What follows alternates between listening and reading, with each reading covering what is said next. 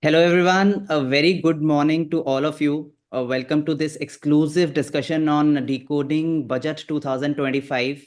I am Raghav Vadhva, Chief Investment Officer of Samar Advisors, and your host for today.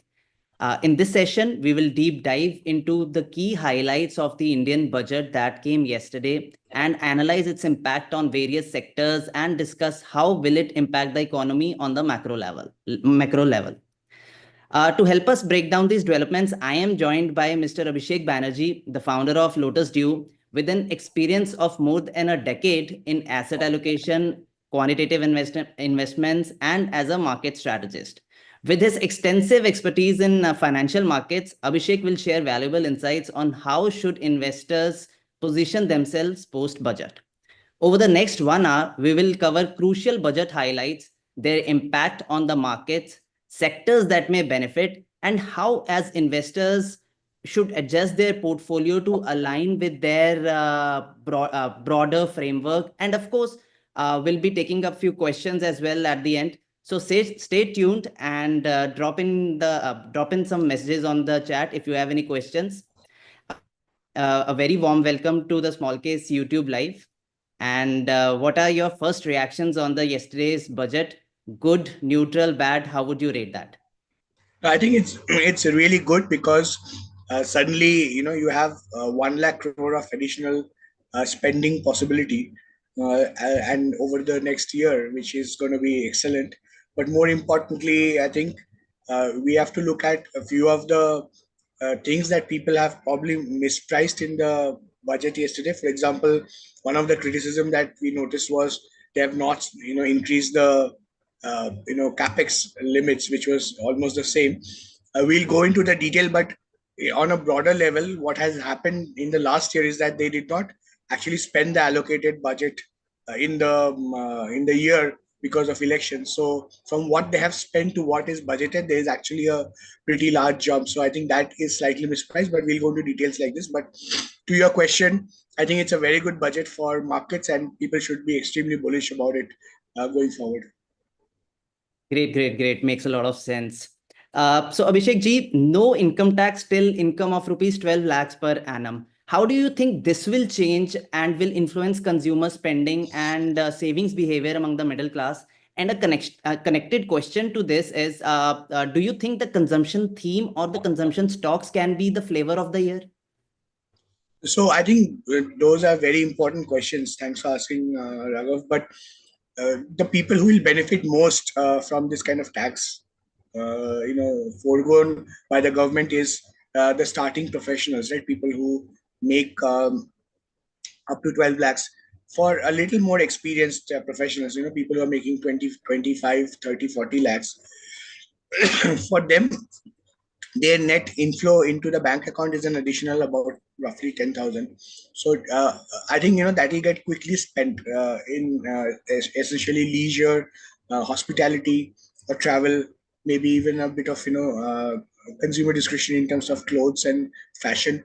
So those are the typical spending patterns of people like that. But at the same time, if you look at the perspective of, let's say, somebody who has an income of 45 lakhs or 60 lakhs, they were paying for 7 lakhs were tax free. Now with this change in the the slabs, you can almost say that you got an additional 5 lakhs of something that you can deduct for your home loan because of the slab changes. So essentially, for more people who earn a little more, they might divert this particular income into saving in real estate more than anything else. So I think these two sectors are likely to benefit. However, your other question was like, what about consumer brands and consumerism? What is really also happening is that there are a lot of challenger brands which are private, which is taking away business from listed consumer brands. So, I mean, you would know personally as well as I do, there are a lot of brands that are available in quick commerce that do not show up in traditional retail. So these brands are kind of taking away the business of listed brands that people are used to. So that's a big concern because most of this income benefit will actually translate to urban population rather than rural, where these challenger brands exist, and they will continue to thrive versus against the backdrop of traditional brands not being able to kind of take advantage of this income. A recent example you see is that HUL paying 3,000 crores for Minimalist, which was a challenger brand. Correct. Yeah, correct. Makes a lot of sense. Abhishek ji, like you already mentioned in your starting comment about the capital spending. So we have seen, if we go back a few years, every year government spends 30%. They increase their budgets in capital spending approximately near about 30%. We have seen that happen. And despite expectations, the capital spending for infra has remained same this year. It was around 11.1 lakh crore last year, and this time it should be around, I think it is around 11.2 lakhs crore this year. So how do you think as a sector, as in the sector that I'm talking about is construction sector, cements, and what would be the broader implications on these sectors and the economic growth as well? Or again, a connected question, sorry to interrupt. Do you think this was important to pull down the fiscal deficit as a whole? Right. So I think let's parse the numbers. One thing which you have to kind of take into account is that previous year was election year, so the planned expenditure was not met. Where I think a lot of mispricing is happening in the PSU and cement and these kind of infrastructure is that people are basically comparing the budgeted year-on-year numbers. But what has actually happened is that in the last year, because of election, because of various, being an interim budget, a vote of account, the actual spending of that budgeted 11.x lakh crore, it was really around 70% of that number, I think, if I remember correctly. So that means from what has been spent last year to what is budgeted to be spent this year, there is a pretty big jump. So that will give additional, that capex spend, which has not flown into the economy in the last year, which will likely flow this year. That is going to help and raise the bar for many of these infrastructure stocks and particularly cement, for example, wherever it's used. However, particular to the point of cement, much of the urban office construction and is moving away from cement based construction to iron pillar construction. So that's a trend which is going to continue because that gives them better FSI. So particularly cement is more of a kind of road and infrastructure and rural play than an urban play, but that's something we have to watch out for. Got it. My next question would be that the government has introduced a new national manufacturing mission with incentives for key sectors. How do you see this setting up of a new mission? How do you think this will benefit any of these industries like EV batteries, solar cells, or defense, or any new age industries, what we call them, sunrise sectors? So I think definitely what everybody realizes is that you cannot become a very large economy without a thriving manufacturing industry. The question is, what do you manufacture, right? Are you going to manufacture things that China is very good at? Remember, China is very, very, very efficient in manufacturing. So when you're competing with China, it is a misnomer that China produces cheap stuff. They will produce anything that you want for the price that you want, right? So they produce cheap stuff, they produce the most expensive stuff. So it's kind of very hard to compete with China because they have perfected manufacturing like we have perfected software services, right? They are nowhere in the software services domain. But manufacturing is a much higher demand thing than software services, which is why you see the larger base of GDP that they enjoy. Here, the sunrise sectors, the EV transition, the transition to semiconductors being sourced from multiple locations, the transition to essentially transport systems that are going to dramatically change how people move in public transport, people move in, aviation transport. So these kind of sunrise sectors are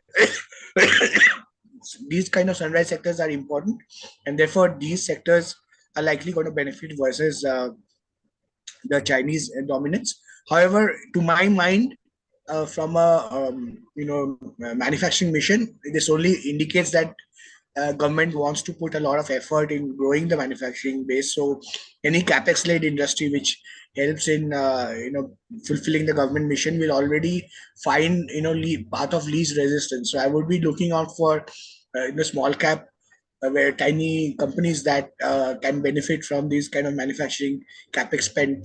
And we've been bullish about capex as a theme uh, already starting from 2021. So I think that is basically where it's going to continue. Right. So Abhishek ji, one very as in a question that is not something that you about your philosophy, as in what you think that among all the sectors, which sector do you think that is government's top priority right now? You can take agriculture, you can take power, you can take urban development, you can take finance, you can take mining, uh, regulatory sector, or any sector of your choice you think is a government's top priority for the next 1 year.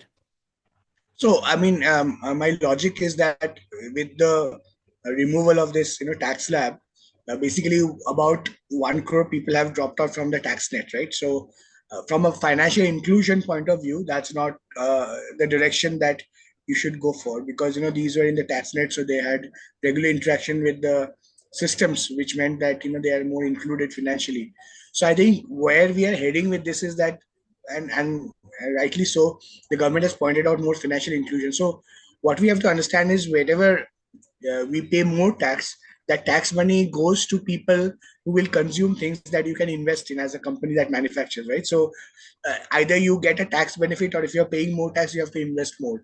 So essentially, with the fact that they have removed a lot of people from the tax net, they will do whatever they can to bring them back into financial inclusion, be it in the form of universal credit standards, which we are going to see eventually, where we'll have a certain way and a standard UPI way of lending, or they will bring them into more formal jobs than from informal jobs, and so on. So that's really the direction. So financial inclusion for sure, micro lending, microfinance for sure, but also sectors that benefit from cheaper capex, because India is on the path of lowering inflation.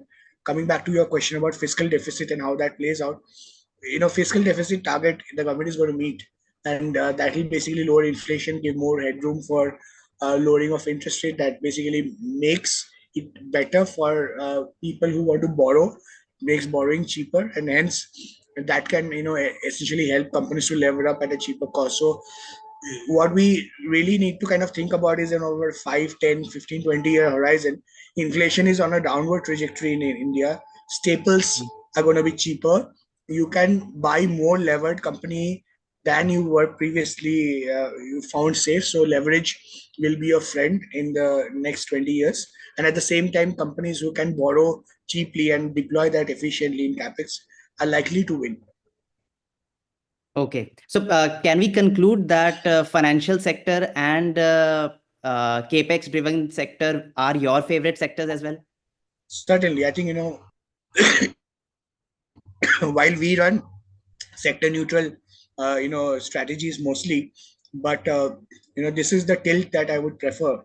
I think when considering individual stock selections. However, sector decisions or sector time is very, very tough. I think it's much easier to time the whole market than to time sectors, because sectors are policy driven, which you have very little control on. So it's always fraught with hazard to hazard a guess on sector timing. But it's more from a it's not timing, but it's, I think, where the dominant conviction lies over the next 20 years, right? It's, unless we see policy changes or data points, this is where the favorites are. Got it. And what are your thoughts about the power sector? I am asking this because I personally feel I am very bullish on the power theme as a whole. So want your thoughts on these on this sector particularly. So I think, I mean, power, there's a lot of demand. The question really is pricing of the power and sourcing, and credit management of between power companies.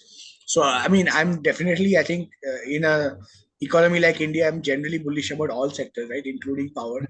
But for me, power, the margins and the ability for them to extract additional profit out of the market seems to me, less compared to what we can do with these other sectors where it's more granular. Of course, we will transition to solar and wind. Of course, that will require a lot of capex from these companies and so on, and there will be contracts won by these companies. However, if you look at our use of power, right, any appliances that we buy tend to get more and more efficient. Like you have you remember, like you had 1 star AC and now 3 star and 5 star in Correct. inverter. So there is a me. I mean, you had 100-watt bulbs, now you have 2-watt LED bulb. So it doesn't mean that as the company, as we innovate, the demand of power might keep on decreasing while the cost of producing power will also keep on decreasing. So at a certain point, I don't see that the demand will be exponentially growing, because from a supply side of power, there's always more supply coming in, and from a demand side, the power consumption is becoming more and more efficient. So in this context, I'm really talking about 5-10 years, right? I'm not talking about Correct. 1-2 years. Yeah. So in that's kind of my logic, where I feel that versus where you have population growth, you have higher disposable income and so on. Here there, capex led and financial inclusion, wealth management, asset management, custodians, these kind of businesses, versus Mhm. consumption driven of challenger brands, people who are able to acquire these challenger brands at reasonable valuation. Those kind of to me seem a easier way forward in the shorter term. Right. Makes sense. Makes sense. What will be the budget's impact on the financial sector, Abhishek ji, given that RBI's liquidity influx very recently, I think few days back only, and government enhancing credit guarantee schemes and Kisan credit card limit got also increased. So what do you think budget's impact would be on the financial sector? Because we have seen it not doing well in last couple of months. Not couple of months, I think probably 2 quarters, I would say. What are your thoughts on this? So financials, especially banking and credit, right? What happens is that their way of presenting their balance sheet is quite opaque, which means that when fundamental analysts look at these balance sheets, they discount a lot, saying that we don't really understand exactly what the numbers are, so we are just going to discount it. So typically, financials have always sort of been around the value play instead of the growth play, right? Because you're discounting a lot of the actual numbers versus the fact that there's ambiguity on exactly where the numbers come from. In the last 1 year, I think value has not done so well compared to what it did before. So in that context, I think growth has done well, and growth, there have been a couple of years, quite few years of value play.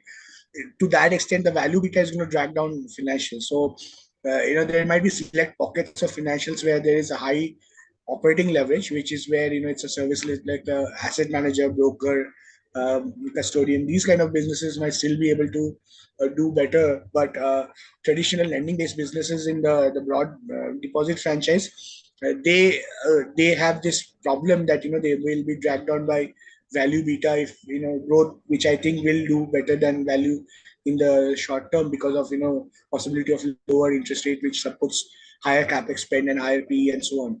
Now that said, coming back to the point of financials में क्या कर सकते हैं, ये financials, it's a काफी बड़ा universe है, उसमें बहुत सारे टाइप्स के बिजनेस है. हम लोग फिनेंशियल्स को बकेट कर लेते हैं कि 40% इंडेक्स फिनेंशियल्स में है, लेकिन वहाँ पे आपका मतलब यूपी का एक माइक्रो लेंडर से लेके साउथ इंडिया का ग्लोबल लेंडर से लेके गुजरात का ज्वेलरी मैन्युफैक्चर से लेके बहुत सारे टाइप्स के कंपनीज है. अभी उसमें से आप कुछ पिक करेंगे तो ऑब्वियसली उसमें स्टॉक सिलेक्शन काफी इंपॉर्टेंट हो जाता है. Mhm. बट इसीलिए जैसे मान लीजिए कि आप मेरे को पूछ लिए कि ठीक है HDFC बैंक, PSU बैंक, इसमें से क्या, तो इसमें वो वैल्यू बीटा तो it will drag things down. But if you look at overall, financials is a very varied universe.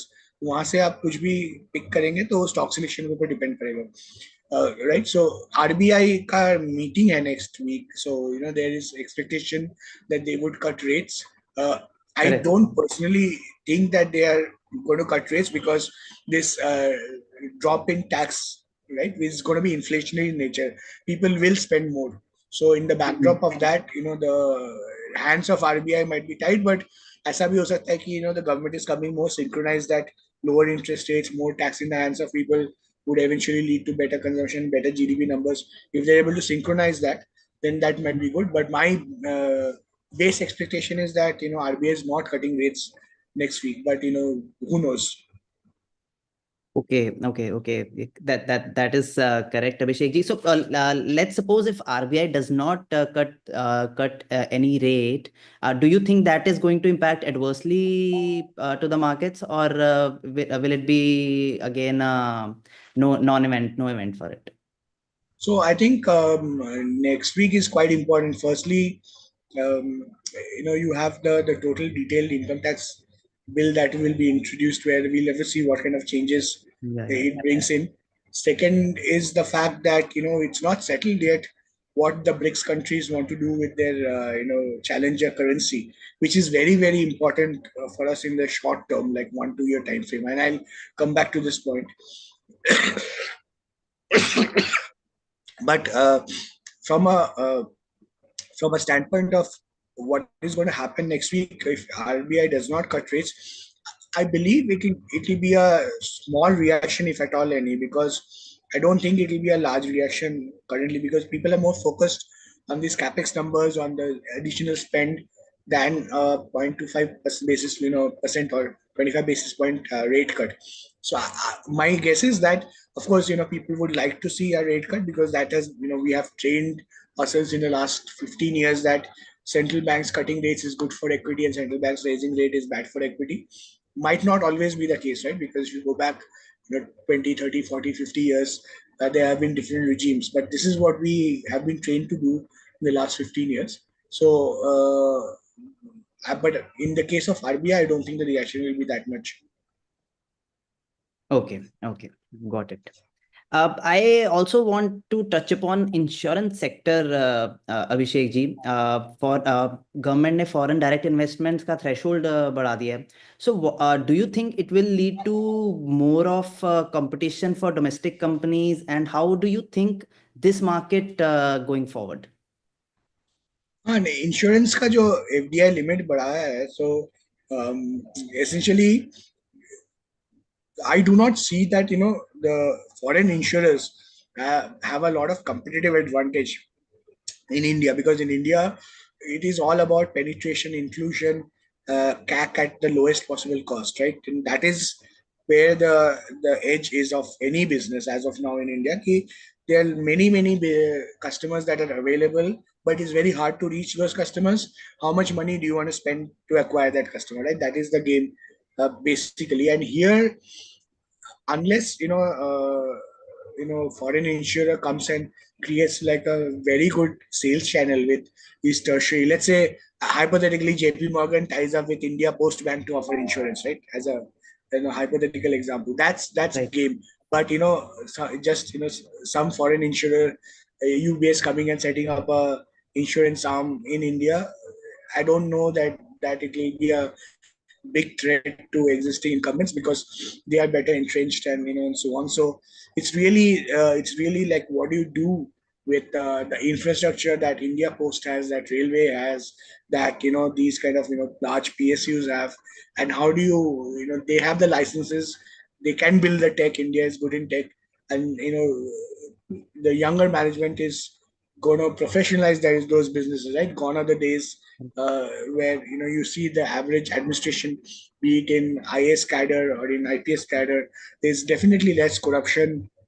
versus what it used to be. So people are more patriotic. They really want to get the country forward. So I think overall, I do not believe that this poses a huge threat to insurance. If at all, it might open up better equity returns for existing investors who might be looking at a potential acquisition of some of the smaller insurers.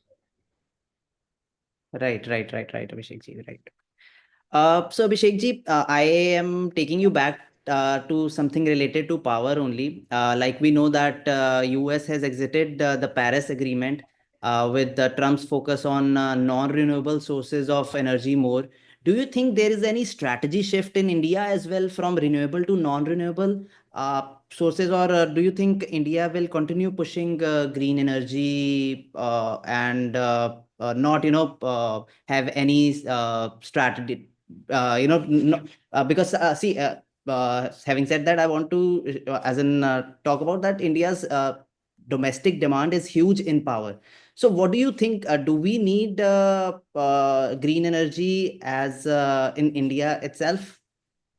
So I think India is the mother of renewables. Why? Because we हम लोग तो सोचते हैं कि जिंदगी भी renew हो जाती है, अगला बर्थ मिल जाता है, राइट? सो हम लोग तो जिंदगी भी रिन्यू कर लेते हैं, तो पावर का और क्या चीज है?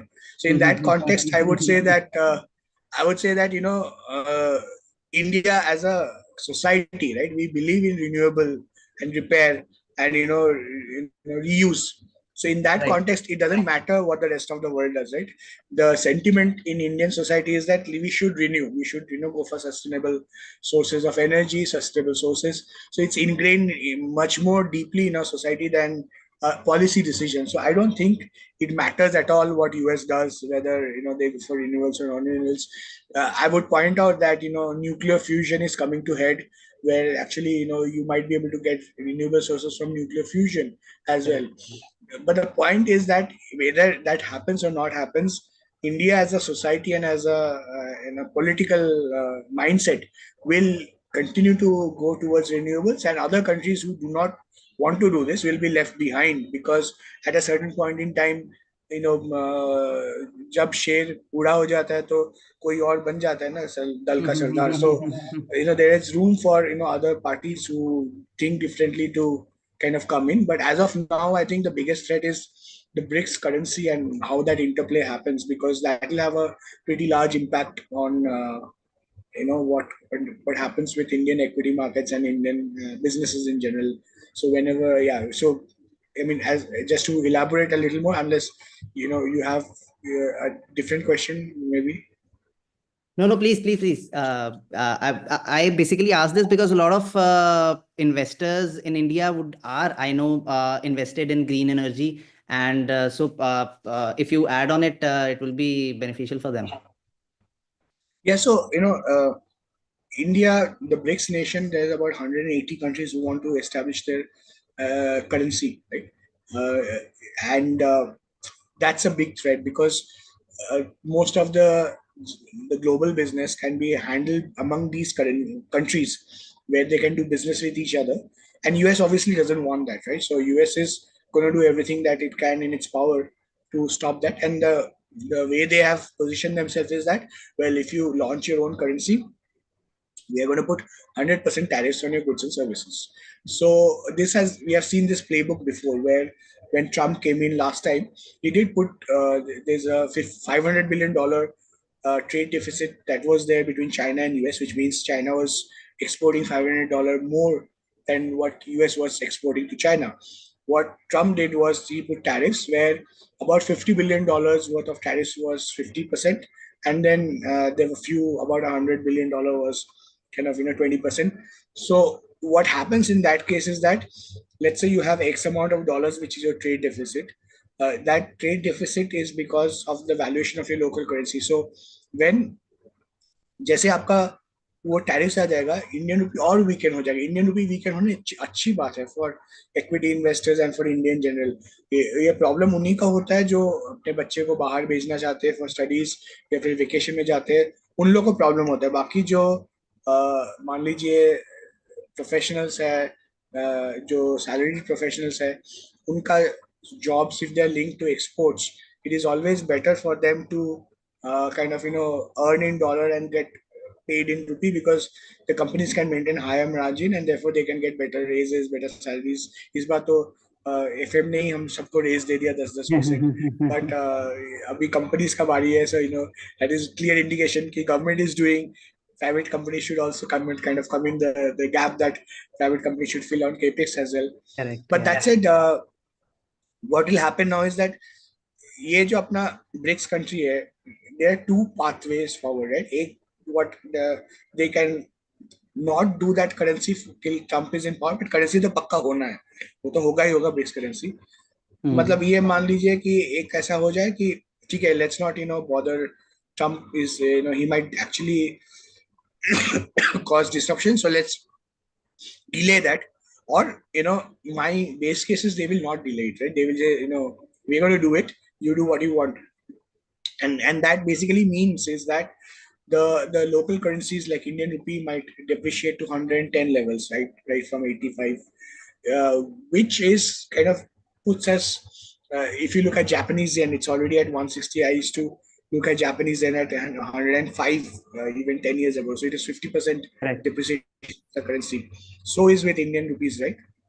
So what is happening is that other countries who are building tech, building base tech, their currencies are becoming cheaper, and countries that have customers, their currencies are becoming more expensive, which means that the, the ability for US to become a manufacturing nation again, become a competitive nation again, is reduced by the fact that tariffs is not a one-way street. It will cause devaluation of currency on the other side.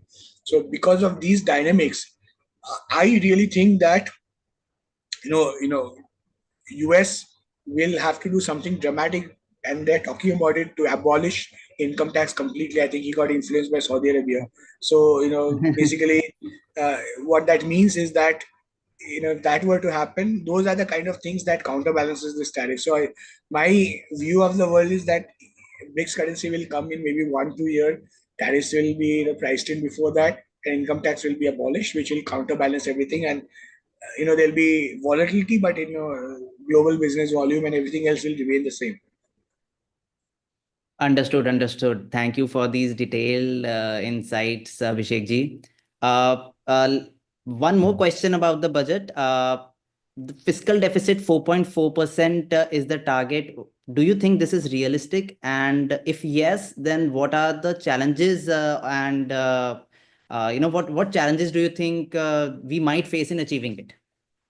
So I think this will be a number that will slip, and it won't matter that much, because what is the point of fiscal deficit, right? So from a credit trading point of view, so why India is really focused on this number is that we are currently, not an investment grade government bond country. So if we have a positive outlook, if we keep the fiscal deficit tight, we will continue to, climb up the credit spectrum. So the moment we go into investment grade, a certain amount of inflow is supposed to come.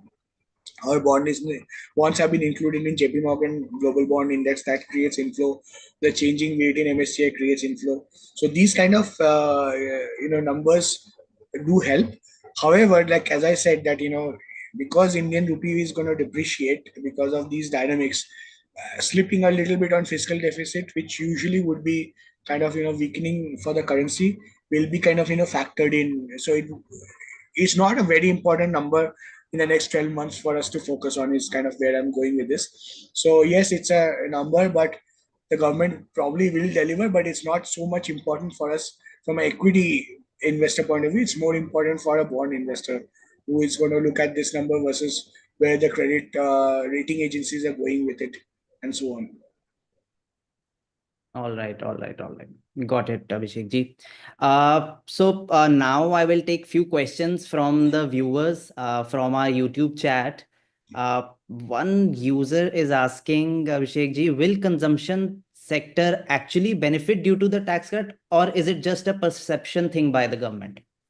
What are your No, no, thoughts on? it will benefit. I mean, see, you'll suddenly see like more money in your account, right? So initial reaction is that you'll spend it, right? And Mhm. if you don't spend it in things that like our consumer durables or clothes or vacation, you'll spend it on saving, be it investment, be it real estate. So I think it's a very it's a interesting amount as a percentage of your total salary.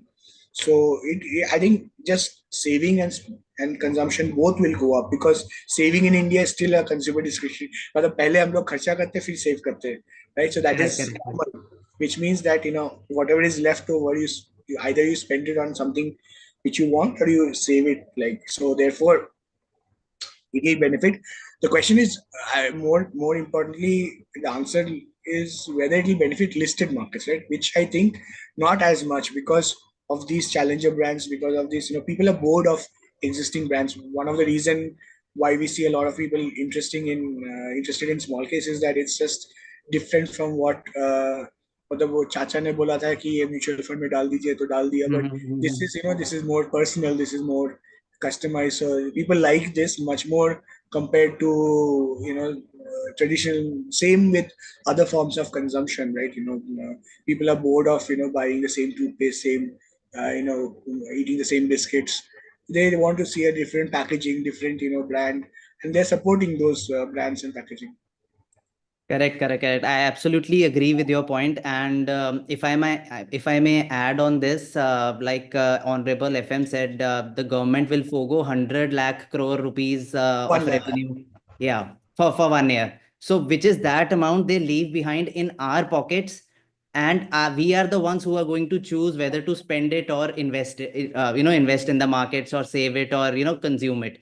So definitely, I don't think this is a perception, but yeah, there will be a boost in the consumer spending due to this. Yeah, and if you look at the government is very good at giving hints, right?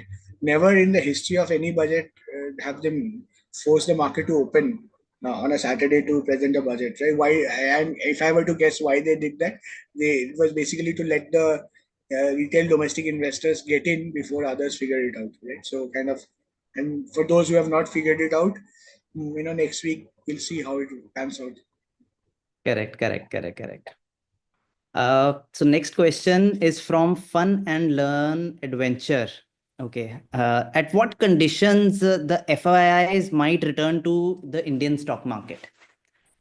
See, FIs have been trained a lot to look at PE of companies, and traditionally Indian PE of stocks is always high. Why it is high is because India is a low trust kind of system, which means companies or brands which have kept their promise, they are much more precious. So because people don't want to get scammed, right, by companies or by businesses, so they attribute the loyalty is not with the brand. The loyalty is more with the ability to kind of recover from a bad experience. Hence, like whichever businesses are able to capture this imagination that ye acha businesses mein, if I buy this product, something goes wrong, I'll get some recourse. They command a larger P, be it a bank or a manufacturing or automobile or whatever, right? So because of this, because of better governed businesses demand a higher PE compared to other businesses in India. FIs look at that and they always feel Indian markets are more expensive because the high quality companies trade at a higher PE. But global investors have a lot of option. Just to put it in context, Argentina mein the interest rate is 28%. Right? So if you're Argentinian fixed deposit investor, you're getting 28%.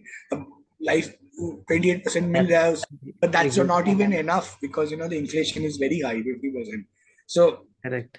versus like a foreign investor who thinks that the inflation will go down in Argentina, he can earn 28% and then repatriate the money. So if you look at Russia, whatever options are open, Russian is an Mhm. investment grade government bond, but it gives you more interest than Indian government bond, right? So there, China has trying to emerge out of deep value. They have much more room to stimulate the economy, be it interest rate cuts, tax cuts, fiscal or monetary policy changes. For a global investor, a lot of options are there. But I think personally, it'll be foolish of FIs to miss this, once in a year kind of opportunity where you have 1 lakh crore of financial stimulus in the total story of India, sort of. Great, great, great. That sounds bullish, Abhishek ji. No, I mean, it is bullish, right? So if there are more Correct, legs, I correct. think. Yeah, I absolutely agree with whatever you said on this. Yeah, definitely India. I personally also feel that it is India's, decade.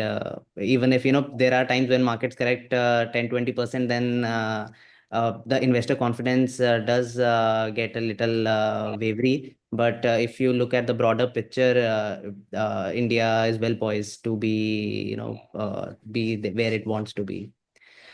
So one very interesting question for you, Abhishek ji. If you had to change one thing about this budget, what would it be? Yeah, I mean that's. I think maybe make it more explicit in the budget text that we have spent 70% of the 11%. So now we are going to do the full spending so that it's easy for them to price that thing. But I think uh, you have to also remember our honorable finance minister. It's her eighth budget. She's also getting better and better and better, right? So it's 8 years of experience doing the same job. So you must get better at it. Hence, Correct, the correct, correct. the quality of budgets will keep on improving, and whether when she gets better, better bureaucrats, better data, things will get better. Okay, okay. And why do you think that last year's budget was not, we did not spend the full amount? What are the reasons that led to this? So first is the machinery was diverted towards election, right? One reason why the present administration wants one nation, one election is that it's very expensive and it's very distracting, right? It's very distracting for the government machinery. A lot of people have to do a lot of side jobs like to make an election happen. So it is, it is, if you want the government machinery to be more efficient, you have to have less diversion, which means last year we conducted one of the largest democratic processes in the world. So that requires time, effort, and money, which was necessary. So the government spending took a backseat because of the interim budget, because of the vote of accounts, and so on. So this year they're back in the seat and they have to drive this. So that to me is the main reason.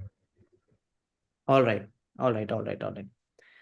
Uh, Sir, as government projected revenue from petroleum rose from 14,000 crore in FY25 to 21,000 crore in FY26, up by 48%. How do you think about oil and gas sector as a whole? As same policy like Trump off drill. Trump off drill. I think there's some mistake. Yeah. No, So I'd how do say you, so the viewer is asking about the oil and gas sector, basically. see, gas is still very interesting because gas is less polluting than. But as an industry, we will just process it and send it back to the countries that want to burn it. So I think the only thing is that when you're processing oil and gas, you're holding a large amount of inventory. So ship आती है, उसको आप खरीदते हो, उसको process करते हैं, वापस बेचते हैं. So Mhm. how quickly your rupee depreciates has an impact on your profitability, right? अगर मान लीजिए आपने X रुपये में खरीद लिया, and then it takes you 15-20 days, 1 month to process, and by then rupee changes a lot. Your profitability varies a lot. So oil Correct. and gas, I mean, it's fine, but Mhm. uh, there are more interesting sectors. Oil and gas will be, वैसे ही है, it's large industries. Probably not a lot of capex will be done to kind of do more of refining in India and so on, because we are trying to transition towards green hydrogen, solar, wind, these kind of formats of energy. I think where these industries might benefit is that they might kind of, on the gas side, they might, like on the gas procurement, gas drilling, they might still do well. Machinery suppliers on that. The Yes. pure crude business, I think there's consensus that crude is not environmentally friendly. So if you're able to match the cost of production of energy from a non-crude source, that's always preferred. And technology is just getting better. I mean, it's just. I don't think crude has a long future in the world. Maybe another 50 years. All right, all right, all right. So basically, if I summarize it, proxy plays to the oil and gas sector is still a better sector to be invested Yeah, in yeah, that absolutely. than the Very oil well and put gas. in. I mean, that's perfectly put. I think I completely agree with you. I think because of the fact that broadly, like as a broad team, do not buy the absolute commodity and do not buy the absolute end product. Right, the supply chain in between is very interesting, Correct, in correct. my opinion. Right, right, right, right, right. What is the outlook of premium real estate, Abhishek ji? The question is from Ricky M. See, premium real estate, so as long as taxes exist, the rich will get richer, and so premium real estate will basically benefit. However, as people get more educated, right, they consume less because they're more conscious that that is not where they draw their identity from, right? Mhm. So a more educated person might not need a fancy car to prove that they are successful, because their profession speaks for them, versus, let's say, somebody who wants to establish their they have arrived in life, they might want to spend. So on one hand there'll be like certain people who will obviously consume, but if you look at a movement like in the developed countries, what is happening is that very rich people are going for are buying very small houses, right? People are moving away from smartphones to feature phones because they don't need to show off a smartphone to prove that they are successful. So that is a little bit under threat, like large things which are considered premium, but good things which are considered premium, which might be small, is where I think most of the kind of the volume will be, right. One of the good small things example is equity basket. So versus, let's say, a large investment in a large AIF or mutual fund. So therefore I think the premiumization will play out, but it will be brands which put small things in very high quality packaging. Correct, correct, correct. Got it, got it. Just a follow-up question on one of your answer, Abhishek ji. Is one nation, one election good for the economy? Yes, yes. I mean, as I said, almost 40% of the GDP is from government spending. So any distraction to that government machinery causes that 40% to underperform. So the more, the less interference elections have with government machinery, which is in terms of number of times in a year, it's always better. Right, right, right, right. There's one question on manufacturing goods sector. I'll take up that. Hello, sir. Views on manufacturing goods going forward as USA also started reducing taxes on going manufacturing in USA. That's definitely a real threat. I think can they can really do something in the short term, and to that point, like the main difference is that in US people get a lot more training before they get into a job versus on an average in manufacturing in India. So if they are able to kind of dominate the high end manufacturing, right, which Mm. is something which China is doing very well, but everybody wants to be in the high end manufacturing. Nobody wants to manufacture nuts and bolts. So uh, they have a real potential to take over high end manufacturing, be it solar cells, be it anything, semiconductors, and that can kind of really revive their economy. To my mind, I think it will happen. So the threat from that possibility is definitely real. However, India, the size of the market for high end manufacturing in India is there, but there's also the market for mid and low end manufacturing in India. So from an Indian standpoint, it's still fine. Okay.